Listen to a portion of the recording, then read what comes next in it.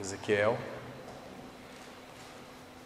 capítulo 1, o versículo 1 e também o versículo 10.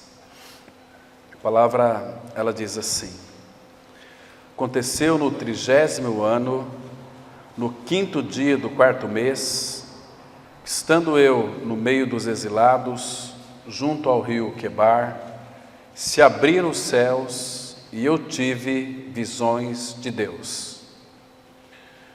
Versículo 10. A forma de seus rostos era como o de homem, à direita os 4 tinham rosto de leão, à esquerda rosto de boi e também rosto de águia, todos os 4.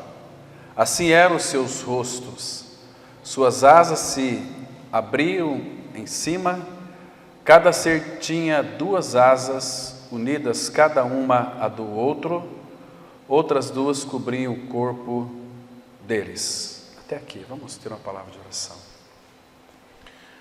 Pai, nós estamos carentes, ó Pai, da revelação do Senhor. Que Teu bendito Espírito nos dê a nós sabedoria para compreendermos as Escrituras. Pai, nos leva a uma vida mais profunda com o Senhor. Pai, queremos, assim como Tu abriste os céus para os profetas, para os discípulos, que eram os Teus filhos e também somos Teus filhos, queremos, ó Pai, céus abertos, porque esse é o momento onde nós, como Igreja do Senhor, nos reunimos debaixo do Teu nome para ouvir a Tua voz. E desejamos que Teu Espírito seja a única voz a ecoar aos nossos ouvidos e que ela desça para o coração e o Teu Espírito, Teu Espírito faça um trabalho de edificação, de limpeza, de tudo aquilo, Pai, que tem impedido nós de vermos a Ti claramente. Nos dê espírito de sabedoria e de revelação para vermos claramente a bendita pessoa do Filho. Comunique conosco, Pai, a Tua palavra. Nós ansiamos, desejamos ouvir a Tua voz. Pai, nós queremos Te conhecer para amá-lo profundamente, como o Senhor tem nos amado. O amor que o Senhor depositou em nós, queremos correspondê-lo de uma maneira prática, real, vívida em nossas vidas. Entregamos, ó Pai, nas Tuas mãos esse tempo, esse ambiente, as nossas mentes, os nossos ouvidos. Fale conosco, queremos ouvir a Tua voz. Em nome de Cristo nós oramos. Amém. Irmãos, o desejo do nosso Pai Celestial, um dos desejos dele é se revelar a nós. Uma das coisas que começou aqui e também em todos os profetas do Antigo Testamento é a questão da visão espiritual. Ezequiel teve aqui uma visão muito linda, os céus se abriram, então ele teve visões de Deus. Aqui o Antigo Testamento não estava todo constituído ainda, estava sendo escrito, mas o Pai, ele de fato permitiu que fosse escrito pelo profeta Ezequiel, mas de uma maneira muito prática. E o Pai sempre vai escrever algo em nossas vidas de uma forma prática, nunca será de uma forma teórica.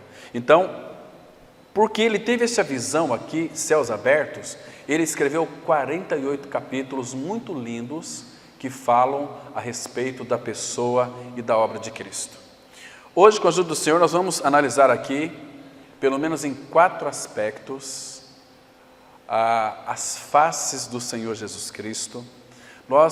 Algum tempo atrás, nós comentamos isso numa quarta-feira, mas não foi filmado e então alguns irmãos têm tido bastante dúvida com relação às 4 faces ou 4 aspectos do nosso amado Senhor Jesus Cristo que estão inseridos em toda a palavra de Deus. Então aqui Ezequiel é um dos profetas que descreveram o nosso amado Senhor como leão. O leão aqui fala de rei. Como leão, o boi fala de servo, águia fala de Deus e o homem aqui, ele fala da encarnação do Verbo. Queridos, Nós podemos ver alguns aspectos fundamentais, ou alguns marcos fundamentais, que nos revelam quem Jesus Cristo é em realidade espiritual, a sua pessoa e também a sua glória. Pessoa e glória estão intimamente ligados ao Senhor, porque Ele é a pessoa de Deus, Ele é homem, Ele é rei, Ele é servo. Então, Ele também é a glória. Glória é aquilo que Ele é essencialmente, Ele é o Senhor da glória. Ele é a glória. Quando falamos a glória de Deus, ela habita em nós, é a presença excelsa de Deus habitando em nós. Claro que hoje nós temos tudo isso pela fé. Não é que, por exemplo, se nós ainda que não fomos glorificados, se há a manifestação visível da presença de Deus, o que aconteceria conosco? Nós seríamos então consumidos. A presença dele nos consome. Então, por isso que quando nós partimos, quando Ele vier nos buscar, ou nós partimos, nós receberemos, segundo Paulo escreveu em Filipenses 3, Ele transformará o nosso corpo de humilhação para ser conforme o corpo da sua glória. Então nós teremos um corpo semelhante ao corpo da sua glória, um corpo glorioso. A igreja hoje, ela é gloriosa, porque pela fé o glorioso está em nós, habitando em nós, então nós expressamos a glória de Cristo. Mas em que sentido essa glória, ela é expressa através de nós? Através do nosso falar. O nosso falar tem sido um falar santo. Se o nosso falar, de fato, é um falar santo, é um falar que verdadeiramente expressa Cristo, nós estamos expressando a glória dele. Percebe? Então, isso significa que o nosso coração está cheio de Cristo, está cheio de Deus. Então, nós expressamos a Cristo através das nossas atitudes, dos nossos atos. Entende, irmãos?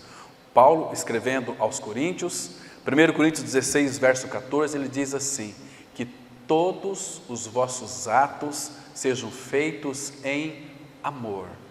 Por que feito em amor? Será que temos a capacidade? Temos, desde que Cristo habite em nós.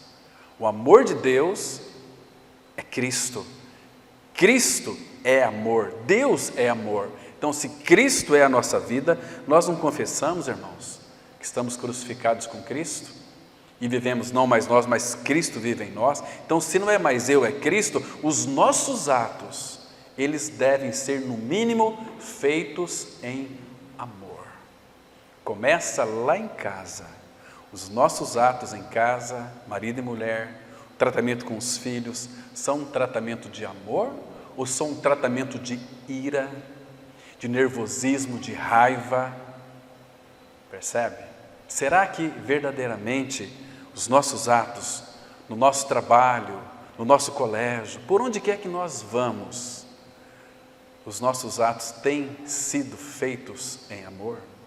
Porque quando os homens ímpios que não conhecem o Senhor, eles olham para nós, vê em nós esses atos, eles terão que confessar que verdadeiramente Cristo habita em nós. Porque não que nós queremos ser diferentes, mas a presença dele em nós nos torna homens e mulheres diferentes.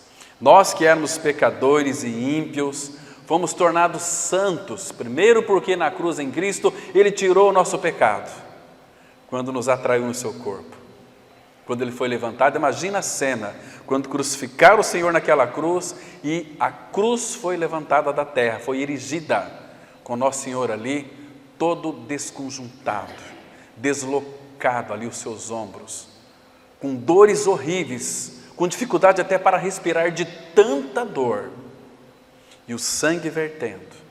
Então houve um momento em que ele nos atraiu a si, ele colocou o meu e o seu pecado no seu corpo, e ali ele matou-nos o nosso pecado, a nossa natureza adâmica que Satanás colocou em nós. Então ele tirou o pecado, como o Cordeiro de Deus, que tira o pecado do mundo, e nos fez livres.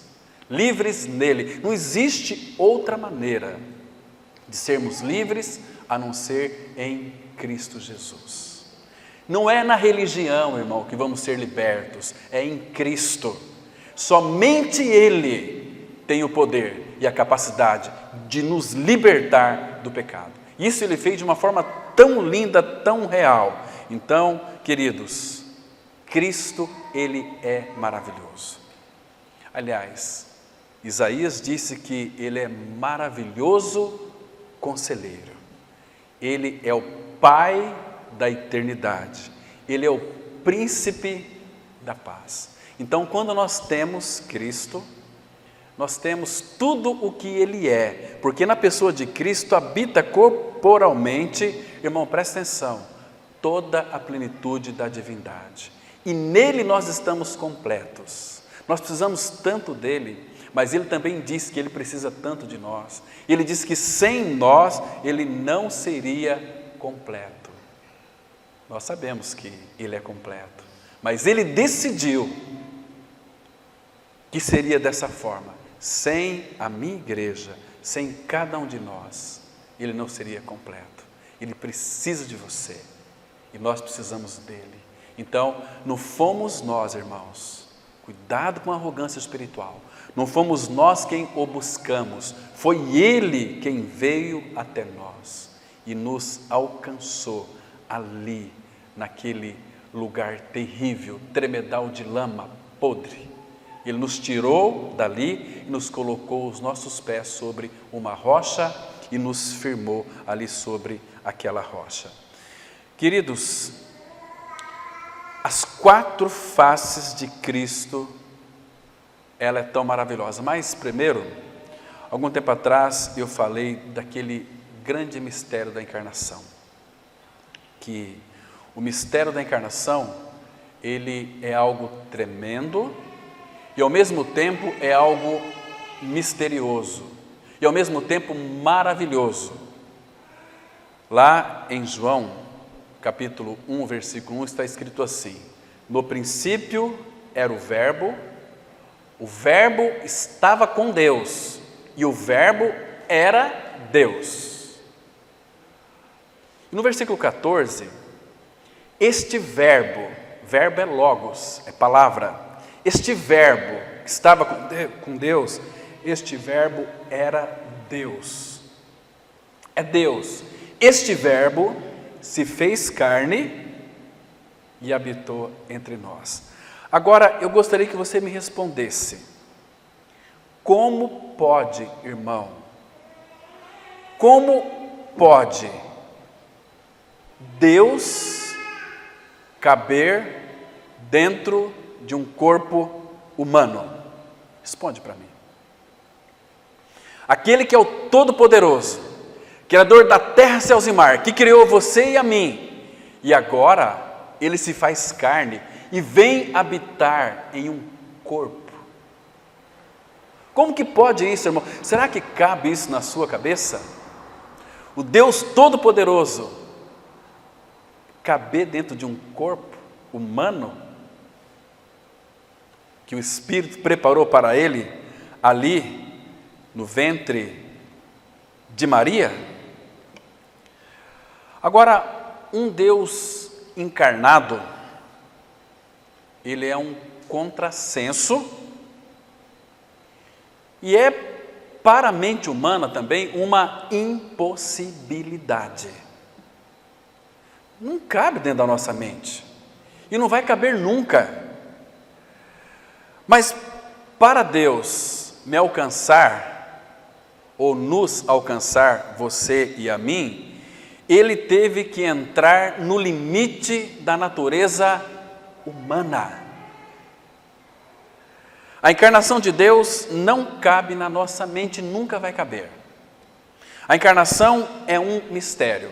Eu queria que você abrisse comigo aqui, irmãos, em 1 Timóteo, capítulo 3, verso 16, e acompanhasse comigo a esta leitura maravilhosa da palavra, que diz assim, 1 Timóteo, capítulo 3, verso 16. Olha que texto lindo, maravilhoso, profundo, que do ponto de vista humano, se não for por revelação, nós não temos a capacidade de compreendê-lo. A palavra diz assim: evidentemente, grande é o mistério da piedade. Esse mistério da piedade, ele vai dizer já aqui logo em seguida. O mistério da piedade, o que é o mistério da piedade? Aquele com A maiúsculo, aquele que foi manifestado em carne. O que significa ele ser manifestado em carne? Significa que o Verbo se fez carne, significa que Deus se manifestou em carne humana para alcançar eu e você, que é seres humanos caídos, para nos levantar deste poço de iniquidade e nos colocar numa posição nos lugares celestiais em Cristo Jesus, assentados com Ele, onde nós estamos. Irmãos, isso é maravilhoso demais. A Bíblia diz que eu e você, que cremos, que morremos com Ele, estamos assentados nos lugares celestiais em Cristo Jesus, porque quando Deus ressuscitou Jesus Cristo dentre os mortos, a palavra fala que juntamente com Ele nos ressuscitou e nos fez assentar nos lugares celestiais em Cristo Jesus. Nós estamos nele, assentados nos lugares celestiais em Cristo, por isso que nós não temos que temer nada e nem ninguém neste mundo. Porque aconteça o que acontecer conosco, nós já estamos nele, nós já estamos lá, assentados pela fé. E a nossa fé um dia se tornará concreta, vai se tornar realidade espiritual. Hoje nós temos isso pela fé, nós cremos e perseveramos nisso, mas um dia a nossa fé, ela se tornará real, evidente. Iremos então, como diz Apocalipse 22, versículo 3, os seus servos contemplarão a sua face e ele escreverá nas suas frontes o seu nome. Que coisa linda, irmão. Então, mistério da encarnação. Agora aqui, foi justificado em espírito, contemplado por anjos, pregado entre os gentios, crido no mundo e recebido na glória. Então, aqui, irmãos, fala esse texto aqui, que parece tão simples, mas ele é muito profundo, vou explicar por quê. Esse texto aqui fala da encarnação de Cristo e da ascensão de Cristo. Ele veio da glória e voltou para a glória. Agora tem uma coisa aqui, aquele que é justo, Jesus Cristo é justo. 1 Pedro 3,18 fala assim, que ele morreu uma vez pelos pecados, o justo pelos injustos. Mas então por que ele teve que ser justificado? Ele é justo, o justo não precisa ser justificado. Mas, queridos irmãos, aqui envolve o mistério da encarnação. Algo maravilhoso. É que ali na cruz, houve um momento, eu penso que seja mais ou menos meio-dia. Jesus foi crucificado 3ª hora do dia, 9 horas da manhã. O horário do judeu começa às 6 da manhã. Então, é a primeira hora, 9 horas ele foi crucificado. E das 9 até o meio-dia, ele não atraiu ninguém. Ele ainda tinha comunhão com o Pai. Tanto é que nós vemos pela palavra que ele chamou muitas vezes Deus de Pai. Pai, perdoa-lhes porque eles não sabem o que fazem. Lembra? E tantas outras coisas mais que não foram relatadas. Mas, queridos irmãos, quando foi mais ou menos meio-dia, o que houve naquele instante? Jesus, ele sofreu das 9 ao meio-dia. Agora, o sofrimento maior estava para acontecer. Porque quando foi meio-dia, ele nos atraiu a nossa nojeira no seu corpo. E a palavra fala em Isaías 53 que ele ficou tão desfigurado. O que o Pai fez? O Pai trouxe trevas sobre a face da terra. Porque não havia nada nele que nos agradasse, que nos agradaria. Jesus ficou tão feio ali na cruz, mostrando com isso que o nosso pecado, ele é tão feio. Nosso pecado significa morte, separação de Deus para todo sempre. E aquele que não nascer de novo, a Bíblia diz que vai para o inferno. Aliás, já está no inferno, porque não tem paz. É uma pessoa que fica irrequieta, uma pessoa que fica com uma sensação de inquietude. Ela vive uma inquietude, vive uma preocupação constante. Isso gera uma série de doenças. Mas Cristo na cruz nos atraiu, meio-dia. E ali, irmão, Ele matou o meu e o seu pecado no seu corpo. Ele tirou, e Zacarias 3,9 fala que em um só dia, em um só momento, Ele tirou a iniquidade desta terra. Tanto é que todo aquele que crê no sacrifício de Cristo é libertado do pecado. Porque a palavra fala, se pois o Filho vos libertar, verdadeiramente sereis livres. Não é livres apenas, verdadeiramente sereis livres. Para viver uma vida de leveza, viver uma vida de paz, uma vida de alegria, uma vida de amor, uma vida de bondade, uma vida de longanimidade. Percebe, irmãos? Encarnação. Grande é o mistério da piedade. Como é que pode, meus irmãos, o Todo-Poderoso, Criador deste universo, ficar do tamanho de um óvulo? Explica para mim. O Deus Todo-Poderoso não cabe na nossa mente. O Deus Criador de todas as coisas. Aquele que conhece o fim antes do começo. Ele é o alfa e o ômega. Ele na encarnação ficou do tamanho de um óvulo. E ele cresceu como um feto. Amados, ele nasceu como uma criança. Imagina, o Deus que se fez carne, cresceu como uma criança. E ele também dependeu de uma mulher para amamentá-lo, Maria, que Deus escolheu para ser a sua mãe, e alimentá-lo e cuidar dele durante o tempo da sua infância. Então, queridos, a encarnação de Cristo, ela é inconcebível para qualquer mente lúcida, pensante. Não dá para conceber isso, irmãos. Mas é assim que Deus se fez homem. Não havia mais baixeza para Ele abaixar. Que Deus que nós temos, irmão, que Cristo que nós temos. Eu queria tanto que você descobrisse que você é uma pessoa muito amada pelo Senhor. Ele te amou com amor eterno, por isso que Ele te atraiu. E nós, irmãos, nós não somos amáveis em nada. Os nossos afetos são totalmente corrompidos. Nós somos eternos insatisfeitos, mas Ele veio para nos satisfazer com a presença dEle em nós. Porque só na dimensão do homem que Ele poderia alcançar o homem e tocar no homem. Esse Deus que se encarnou, Ele se interessa por você, meu irmão, se interessa por mim, se interessa por nós. Lucas 19:10, a palavra fala que Ele veio buscar e salvar o que se havia perdido. Estávamos todos perdidos.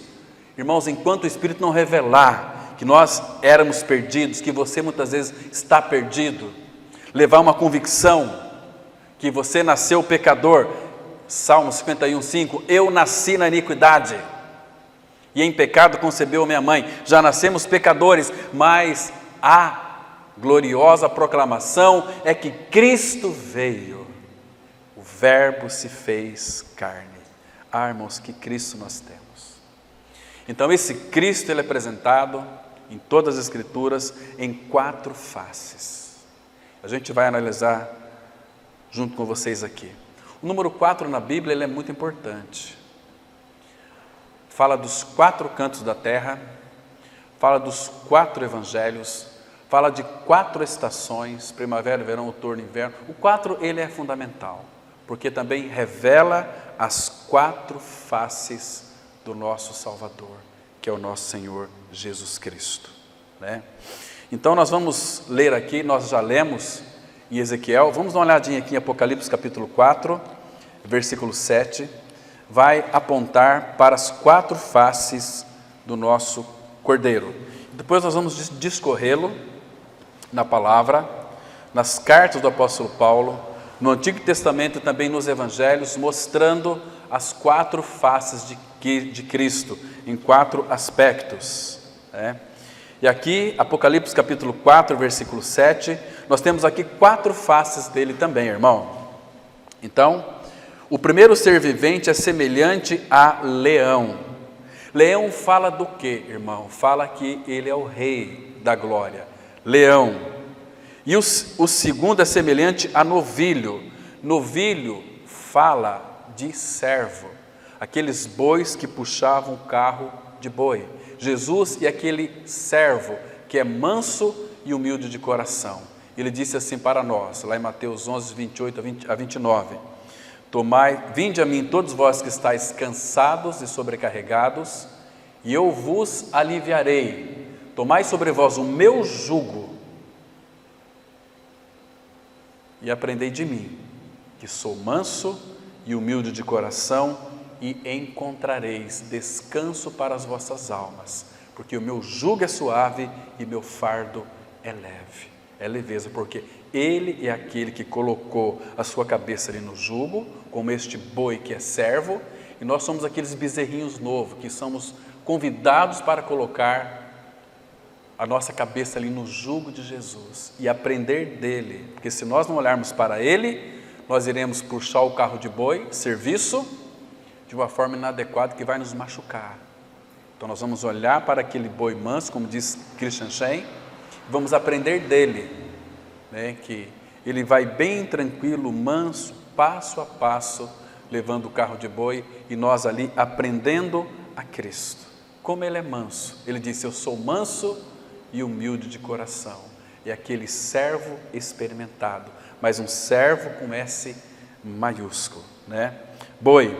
O terceiro tem o rosto como de homem. Nós já vimos aqui a questão da encarnação. O verbo se fez carne. E Lucas vai descrevê-lo como homem.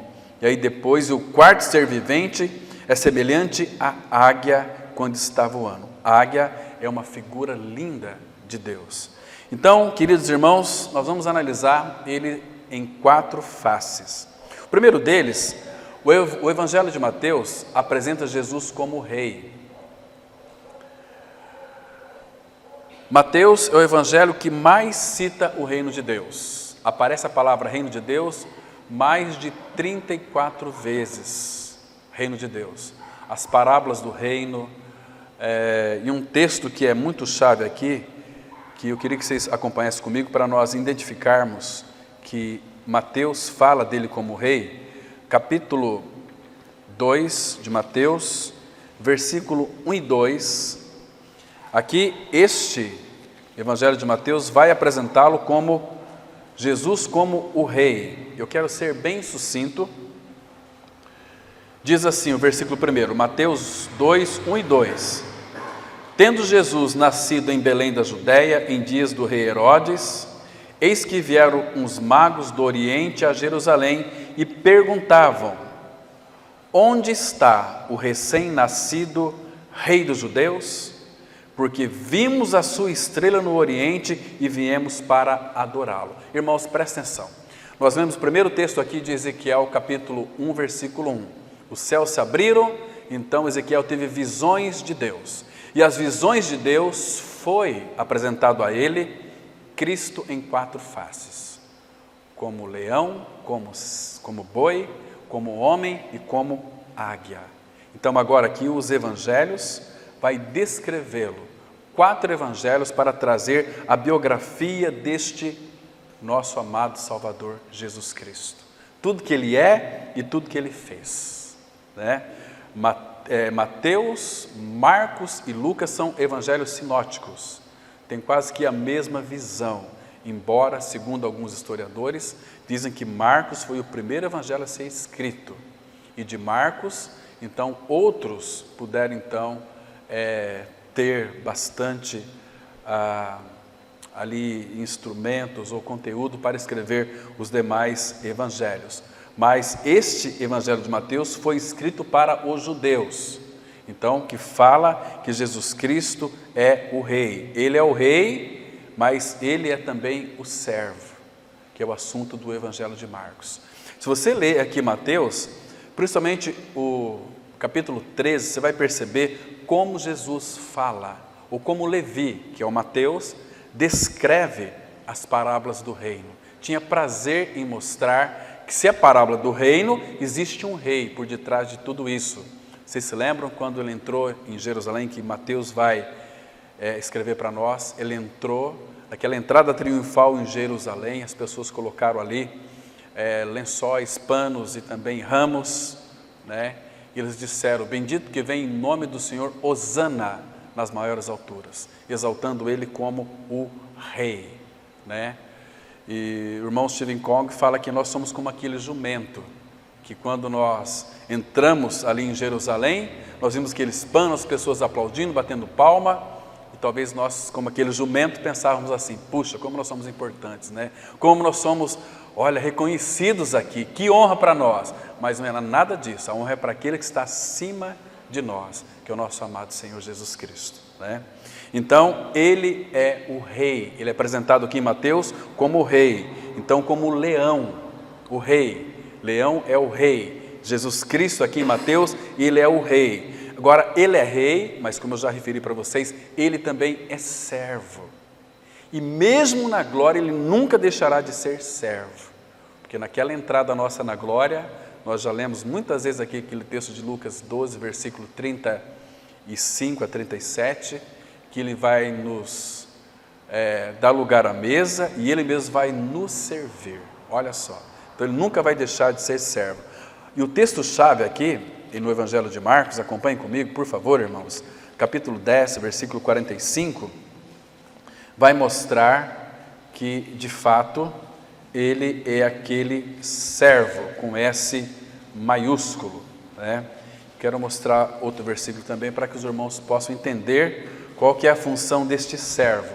Ele é rei, mas é um rei diferente de todos. Este rei é um rei que também é servo. E o texto-chave aqui é em Marcos 10, 45, que diz assim: pois o próprio Filho do Homem não veio para ser servido, mas para servir e dar a sua vida em resgate por muitos. Então, este servo, ele não veio para ser servido, mas ele veio para servir. Agora, servir o que e a quem, irmãos? Em primeiro lugar, ele veio servir ao Pai. A morte de Cristo na cruz foi em adoração ao Pai, porque ele veio cumprir a vontade do Pai. Vocês se lembram lá no Antigo Testamento, aquelas figuras lindas do holocausto?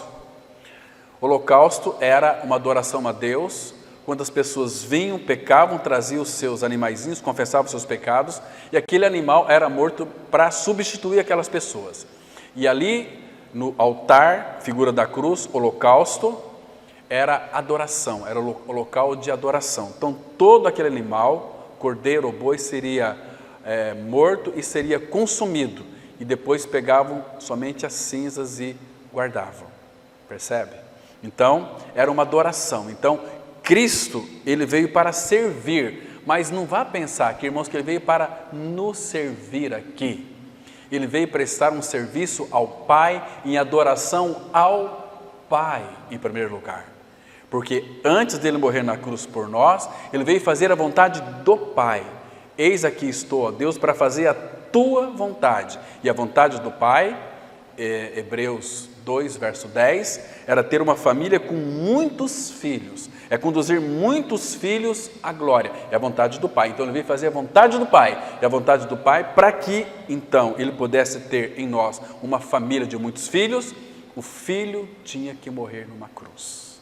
Ele prestou um grande serviço ao Pai. Esse serviço ele fez sozinho, ele adorou o Pai com sua própria vida. Jesus entregou a sua vida ao Pai. Pai, nas tuas mãos entrego o meu espírito. O meu espírito é lugar de comunhão com o Pai. Jesus se entregou ao Pai E na vontade do Filho, aí é que nós fomos alcançados. Porque tudo que o Filho fez foi pela vontade do Pai, como servo. Então ele não veio para ser servido, mas para servir ao Pai. Ele veio servir ao Pai. Ele é o servo com S maiúsculo. Agora lá na glória, claro, ele vai nos servir naquele grande banquete. Que coisa linda, irmãos, é isso. Então, novilho fala do servo. Como servo, irmãos, tudo ele tem feito. Aqui no Evangelho de Marcos mesmo, capítulo 7, olha só o versículo 37. Como servo, tudo ele tem feito. Que palavra linda, gostosa que nós temos aqui, irmãos. Aqui ele está, quando ele curou ali um surdo, uma pessoa que tinha dificuldade para falar. Então, verso 37 dizia o seguinte, depois que ele efetuou essa cura: maravilhavam-se sobremaneira, dizendo: tudo ele tem feito. Como servo aqui em Evangelho de Marcos, tudo ele tem feito. Lembra lá de Salmo 37:5? Entrega teu caminho ao Senhor, confia nele e ele tudo fará. Quando nós entregamos as nossas vidas ao Senhor, ele fará tudo por nós. Ou seja, nós vamos fazer, porque não vai pensar aqui que eu vou cruzar os braços, que a graça fará tudo por mim. Não, ele fará através de nós. Como o Pai fez tudo por nós, mas foi através do Filho. Conosco não é diferente, o Pai fará tudo por nós, mas em nós e através de nós. Porque se ele não precisasse de nós, sabe o que ele faria? Abaixaria umas nuvens, colocaria os caixas de som e Deus mesmo pregaria. Mas não, ele quis que nós tivéssemos esse privilégio de, em primeiro lugar, experimentar este evangelho da graça, morte e ressurreição com ele, então proclamar as boas novas. Porque, irmão, tudo ele tem feito esplendidamente bem. Não somente faz ouvir os surdos, como falar os mudos. Eu tenho dificuldade para poder falar, para poder pregar o evangelho. Irmãos, tem que parar de ser sem vergonha e preguiçoso. Você tem a capacidade, o Todo-Poderoso, o Espírito de Deus, habitando em você e em mim. Espera aí, como que nós não temos capacidade? Ele cura. O sentido espiritual aqui, eu não sei falar, não estou ouvindo direito. Peça ao Senhor que abra teus ouvidos, que lhe dê língua e ouvido de eruditos, para poder falar uma boa palavra aos desconsolados, aos cansados, aos oprimidos, uma palavra que parte do coração do Pai, para aquela pessoa, fará para ela tão bem, irmãos, e fará para você também que falou, porque a retribuição virá de uma forma edificante aos nossos corações. Então, ele é aquele que se inclina, Cristo é o nosso Issacar, aquele que se inclina para levar as nossas cargas. Tem um texto maravilhoso, irmãos, aqui em Gênesis capítulo 49, irmãos, que preciosidade. Gênesis capítulo 49, vamos ler aqui o versículo 14 e 15. Aqui as bênçãos proféticas, né, de Jacó. Agora ele diz aqui nos versículos 14 e 15, aqui Issacar está representando ou uma figura de Cristo, como aquele que é o servo, e você vai entender por quê. Presta atenção, porque a Bíblia não fala de nós, irmãos, fala dele. Todos os profetas falaram dele. O Espírito Santo inspirou homens para falar de Cristo. E aqui, vamos ver se você consegue identificar ele como servo aqui. Olha o versículo 14. Issacar é jumento de fortes ossos, de repouso entre os rebanhos de ovelhas. Viu que o repouso era bom e que a terra era deliciosa, baixou os ombros à carga e sujeitou-se ao trabalho servil. Esse é o nosso Senhor, que veio servir. não para ser servido, mas para servir. Ele baixou os ombros à carga. E o que isso significa? E sujeitou-se ao trabalho servil. Você vai entender isso, irmãos, quando você lê, por exemplo, muitos textos. Nós já lemos aqui, citei, aliás, Mateus 11, 28 a 30, mas também aqueles Salmos 68, versículo 19, que diz assim: bendito seja o Senhor, que dia a dia leva o nosso fardo. Deus é a nossa salvação. Então, dia a dia Ele leva o nosso fardo. Então, entrega para aquele servo que tem a competência de carregar o teu fardo, para você viver uma vida leve, uma vida deliciosa, uma vida de desfrute. Então, Mateus o apresenta como rei, aqui em Marcos como servo, em Lucas ele é apresentado como homem. Você se lembra, capítulo 1, versículo 26 e 27, que quando então ele foi, vamos lá, aqui em Lucas, para vermos alguns textos, não dá para a gente ver os textos todos, nem os detalhes, porque o tempo ele urge, nós não vamos ter tempo para analisar os detalhes, mas aqui, olha aqui a anunciação do nascimento de Jesus, a partir do versículo 26, para nós ganharmos tempo, nós não vamos ler todos, mas eu quero citar alguns aqui, o versículo, Lucas 1, verso 26, aqui Lucas é um grego, está escrevendo para gregos, está apresentando Jesus como homem, é a terceira face dele. Nós vimos como rei, como servo e agora como homem, que diz assim: no 6º mês foi o anjo Gabriel enviado da parte de Deus para uma cidade da Galileia chamada Nazaré, a uma virgem desposada com certo homem da casa de Davi, cujo nome era José. A virgem chamava-se Maria, e entrando o anjo aonde ela estava, disse: alegra-te, muito favorecido, o Senhor é contigo. Ela, porém, ao ouvir esta palavra, perturbou-se muito e pôs-se a pensar no que significaria esta saudação. Mas o anjo lhe disse: Maria, não temas, porque achaste graça diante de Deus. Eis que conceberás e dará à luz um filho. Aqui há um homem, um filho homem, a quem chamarás pelo nome de Jesus. E Lucas, irmão, se você observar, o capítulo 2, 52, vai dizer que ele crescia em sabedoria e graça diante de Deus e diante dos homens. Ele era homem. Então, ele vai mostrar no Getsemane como ele sofreu, como ele passou por situações difíceis, como homem. Então, Lucas vai focá-lo, vai mostrar para nós Jesus como homem, sobre a sua humanidade, seus cansaços. É muito interessante, irmãos, nós temos esta visão dos 4 aspectos da pessoa dele. Então, Lucas vai mostrar o seu nascimento, Lucas vai mostrar o seu crescimento, sofrimento e a sua morte. Então, ele aqui em Lucas, ele é apresentado como homem. Então, falta mais um, João.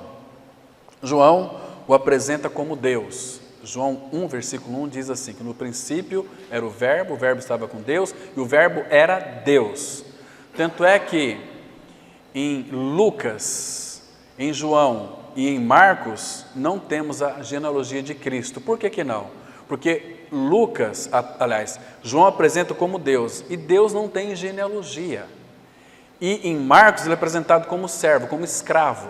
Escravo também não tem genealogia. Agora, em Lucas, ele é homem, então ele tem genealogia. Em Mateus, ele é rei e o rei tem a sua genealogia. Agora, aqui em João, ele é declarado como Deus. Qual é o nome de Deus, irmãos? Para a gente ter uma ideia. Você se lembra, lá em Êxodo 3,14, quando então Moisés, conversando com o Senhor, Moisés disse para o Senhor: Senhor, tu me mandas ir lá para libertar o teu povo. E eles certamente vão me perguntar: quem te enviou você a nós? Que eu vou dizer para eles? Moisés diz assim, que eu sou, me enviou a vós outros. Eu sou o que sou. O eu sou me enviou a vós outros. O eu sou. Agora, irmãos, sabe quantas vezes que aparece essa palavra eu sou no Evangelho de João? 7 vezes. Aparece mais vezes, por exemplo, lá no capítulo 6, ele diz assim: eu sou o pão da vida, eu sou a porta, eu sou a ressurreição e a vida. Eu sou. Quando levantardes o Filho do Homem, então compreendereis que eu sou. 7 vezes aparece ele, o Deus do Antigo Testamento, revelado em João como o grande eu sou. Eu sou a luz do mundo e por aí vai. 7 vezes aparece no Evangelho de João, mostrando que ele é Deus, que Jesus Cristo é Deus. Agora, irmãos, falta alguma coisa ainda. O Antigo Testamento e as cartas de Paulo também vai mostrar esses 4 aspectos do nosso amado Senhor. Então vamos ver o que os profetas disseram a respeito dele nesses 4 aspectos, muito interessante. O primeiro deles, irmãos, vai mostrar que ele é rei. Zacarias é o penúltimo livro do Antigo Testamento, né? Zacarias vai mostrar que ele é rei. Irmãos, que lindo é isso aqui, irmãos. Você vê que tudo se cumpre na pessoa de Cristo? Zacarias capítulo 9, versículo 9. Aqui, o profeta Zacarias, vai mostrar que ele é rei. Olha como a Bíblia ela é completa, como a Bíblia ela é preciosa.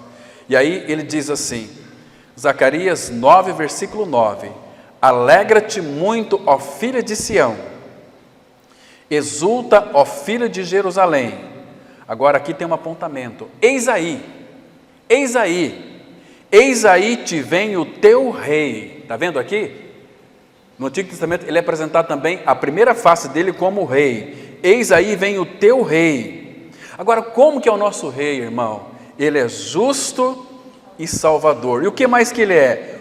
Humilde. E o que mais que ele é? Ele veio montado em jumento, num jumentinho, cria de jumenta. Este nosso rei é diferente de todos os reis.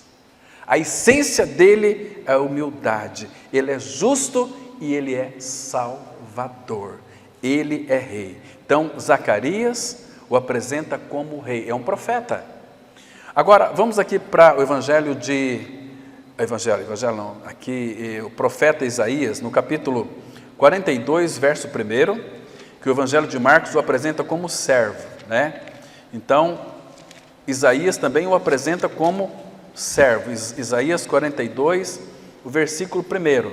De novo, está aqui este apontamento. Eis aqui. Olha só. Isaías 42, verso 1. Eis aqui o meu servo, a quem sustenho, o meu escolhido, em quem a minha alma se compraz. Claro que está falando do filho, o servo com S maiúsculo. Em quem eu me compraz, em quem a minha alma se compraz. Pus sobre ele o meu espírito e ele promulgará o direito para os gentios. Esse servo, ele é descrito aqui no versículo 2 assim: não clamará, porque ele vai viver na minha dependência, nem gritará, nem fará ouvir a sua voz na praça. Este é o servo que foi para a cruz, crucificado como um cordeiro mudo. Então, aqui nós vimos no Antigo Testamento o profeta Zacarias apresentando ele como rei, Isaías como servo. Vamos voltar lá para Zacarias. O profeta Zacarias vai apresentá-lo como homem agora. Muito interessante. Penúltimo livro, lá em Zacarias, agora no capítulo 6 de Zacarias, o versículo 12. Muito interessante aqui, irmãos. E aqui você vai descobrir que, de fato, ele, como Lucas o apresenta como homem, ele está aqui sendo referido, apresentado, numa outra face como homem. Zacarias, capítulo 6, versículo 12. E diz-lhes: assim diz o Senhor dos Exércitos. Olha que lindo, irmão. Eis aqui o homem, cujo nome é renovo. Ele brotará do seu lugar e edificará o templo do Senhor. Agora eu quero fazer uma pergunta para você. Qual é o templo do Senhor que Ele vai edificar? Nós somos o templo do Senhor. Porventura não sabeis que o vosso corpo é santuário, é templo do Espírito Santo? É santuário de Deus, que o Espírito de Deus habita em vós e que não sois de vós mesmos? Se alguém destruir os templos de Deus, que sois vós, Deus o destruirá, porque o templo de Deus, que sois vós, é santo. Está vendo? Eis aqui o homem, ele brotará do seu lugar, edificará o templo do Senhor.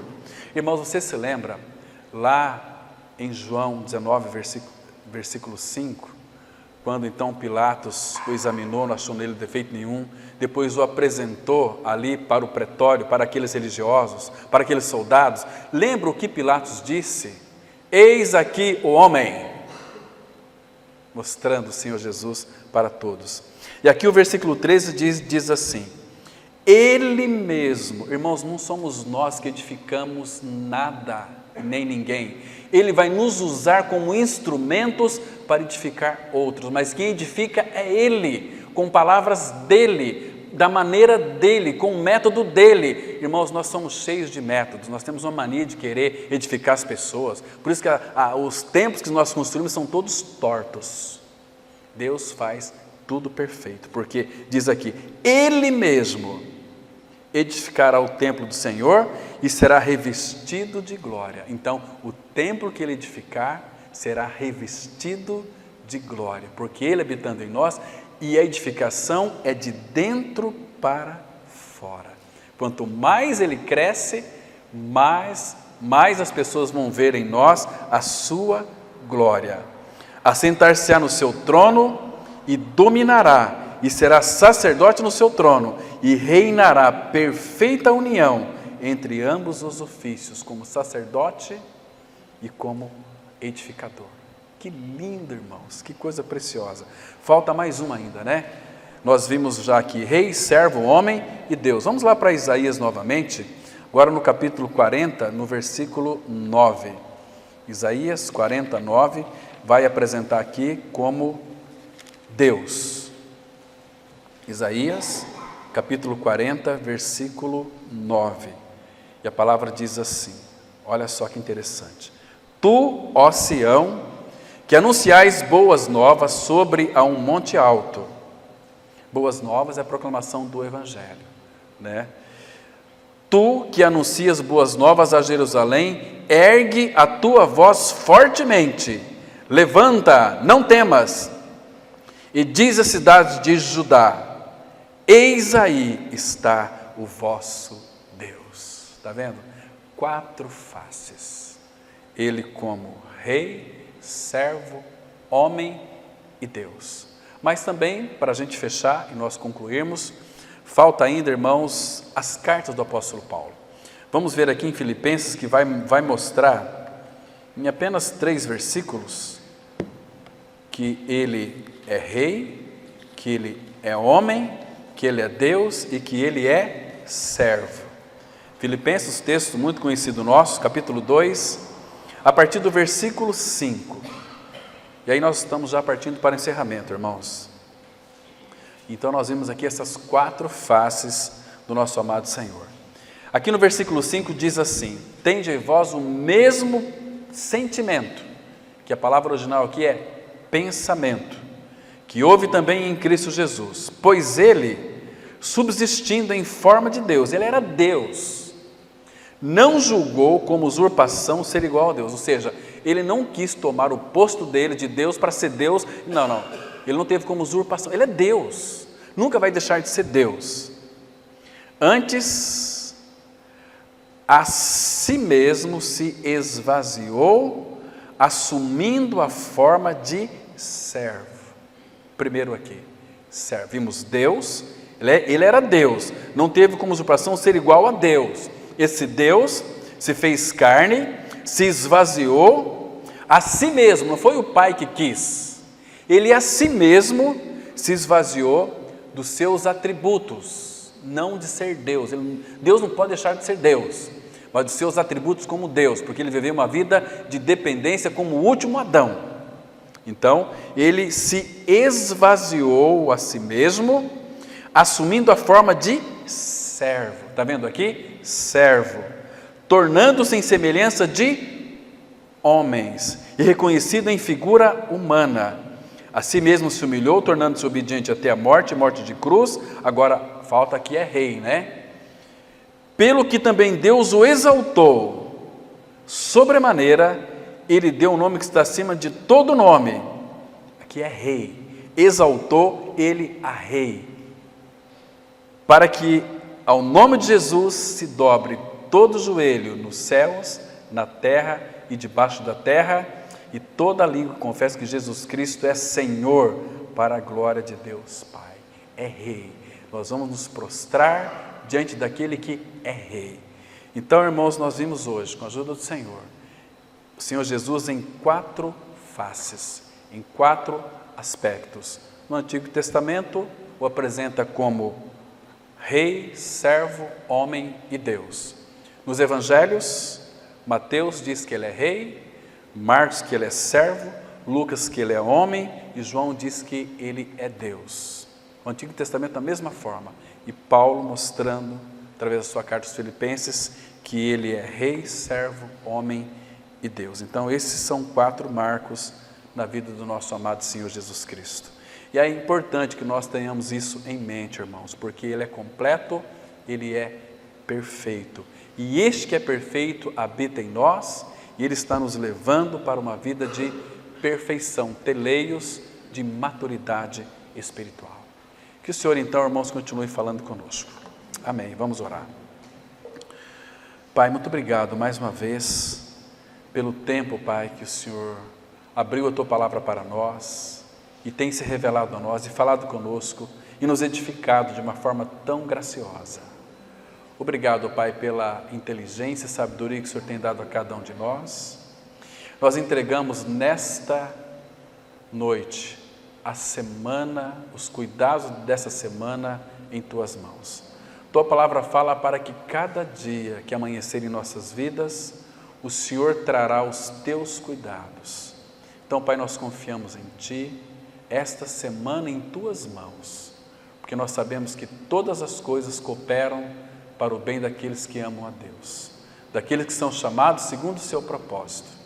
Então, Pai, nos leve guardado para os nossos lares, guarda a nossa família, guarda os nossos lares. Muito obrigado, porque até aqui o Senhor tem nos sustentado e abençoado a cada um de nós. O Senhor é aquele que jamais nos desamparará e jamais nos deixará, porque aquele que é servo, aquele que é rei, aquele que é homem, aquele que é Deus, sofreu todo o desamparo nosso na cruz, para que nós nunca, jamais fôssemos desamparados pelo Senhor. Como somos gratos a Ti, Pai, e em nome de Cristo nós oramos. Amém.